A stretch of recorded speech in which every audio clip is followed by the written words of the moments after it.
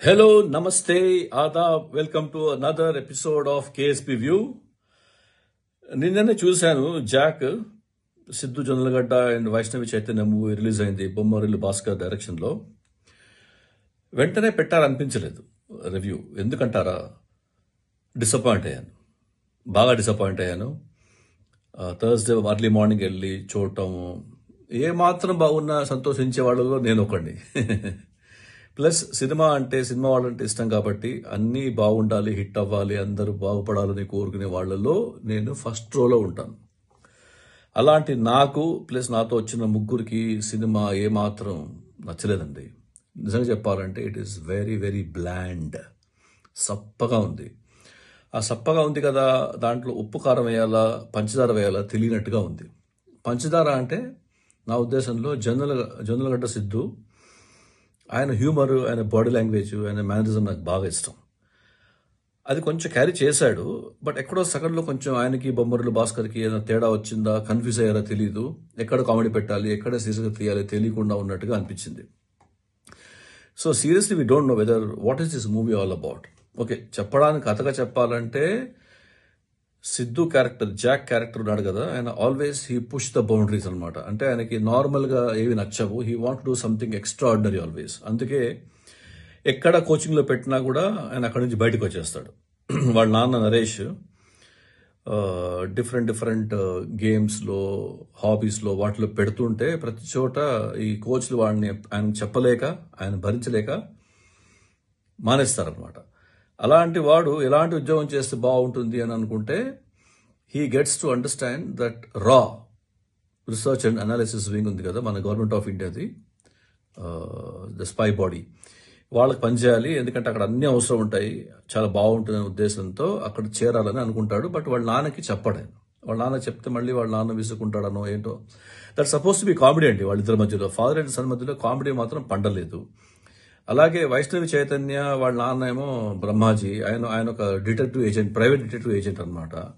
ఆ అమ్మాయి కూడా ఆయనతో పనిచేస్తూ వాళ్ళ నాన్న అంటే సిద్ధు వాళ్ళ నాన్న చెప్పాడు కాబట్టి ఆయన మీద నిఘా పెట్టే క్రమంలో ఆమె కూడా ఒక మిషన్లో ఇరుక్కుంటుంది ఒక రకంగా చెప్పాలంటే. టు చేస్ Siddhu she also gets in to the main what you call the case which Siddhu is handling. నాకు అర్థం కాని విషయం ఏంటంటే స్టోరీ పరంగా సిద్ధు రాలో వెళ్ళి అక్కడ వాళ్ళందరూ మెప్పు పొంది ఆల్మోస్ట్ ఇంకేంటి ఉద్యోగం వస్తుంది అన్న రేంజ్లో ఉన్నప్పుడు సడన్గా he gets on to the internet and discovers that there is some problem which is going to happen in old city Charminar అని. అక్కడికి వెళ్ళి ఏదో ఒక అనర్త్ చేయాలనుకుంటాడు సమ్ ప్రాబ్లమ్ని. So he gets trapped in to it. ఒకవైపు రా వాళ్ళు హెడెడ్ బై ప్రకాష్ రాజ్, వాళ్ళు అదే పనిలో ఉంటారు, ఈయన అదే పనిలో ఉంటారు. వైష్ణవ్ కూడా ఒక రకంగా అదే పనిలో ఉంటుంది because she's chasing him. So అదంతా కొంచెం గజిబిజిగా ఉంది ఫస్ట్ హాఫ్ అంతా.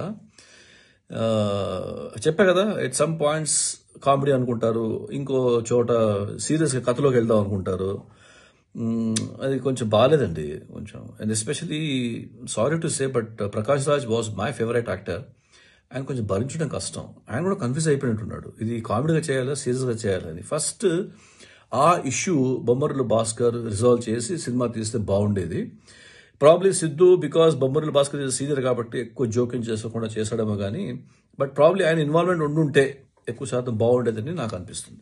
సో ద బిగ్ క్వశ్చన్ ఏంటంటే దేనికోసం ఈ సినిమా చూడాలి? కథ ఉందా? కథ లేదు. Actually to be very frank with you, రా అనే ఒక సంస్థని కొంచెం సిల్లీగా రిడిక్యుల్గా చేశాడు అనిపించింది. ఎందుకంటే ఈ Siddhu Jonnalagadda who is not even experience, who doesn't know the intricacies, subtleties తెలియని వాడు అందులో దూరిపోయి వాళ్ళకంటే బాగా పని చేస్తాడు అని చూపించడం సినిమాటిక్గా ఉండుండొచ్చు. బట్ సినిమాటిక్ ఉండాలంటే ఆ రకంగా తీయాలి కదా, అది పండలేదు. That's what I'm saying. And మనం ఖడ్గర్ లాంటి సినిమా ఎప్పుడో 20-25 years బ్యాక్ చూసాము. అండ్ నీరజ్ పాండే హిందీ సినిమాలలో చాలా బ్యూటిఫుల్గా తీస్తాడు ఇలాంటి థీమ్స్ చేయాలంటే I think you need little more serious. And probably Siddhu is not the right actor, especially timing పరంగా. అంటే ఇమీడియట్లీ ఆఫ్టర్ డీజే టిల్లు తర్వాత టిల్లు స్క్వేర్ వచ్చిన తర్వాత ఎంతైనా సరే మనం ఎక్స్పెక్ట్ చేస్తాము. ఆ ఎక్స్పెక్టేషన్ మీట్ అవ్వాలని కొన్ని సీన్స్ చేసినట్టు అనిపించింది కానీ అది పండలేదు. But still I'm a fan of Siddhu ఉన్నంతసేపు కొంచెం రిలీఫ్గానే అనిపించింది నాకు. అంటే ఉన్నంతసేపు అంటే ఎక్కడ పోయాడు అంటే అట్లా కాదు, ఆయన పోర్షన్ మెజారిటీగా ఉంది.